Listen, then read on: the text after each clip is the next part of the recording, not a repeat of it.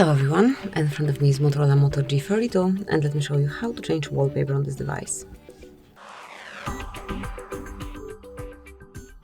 So at first, open the settings, then find and select wallpaper.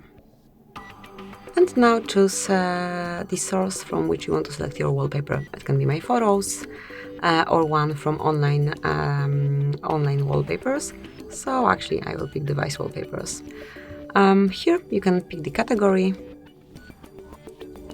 then select the picture that you like the most, set it up however you like, and click on confirmation mark. Then decide if it's for your home screen only, just your lock screen, or both. And that's it, that will be all. So from now on you've got it on both home and lock screen. Thank you for watching, please subscribe our channel and leave the thumbs up.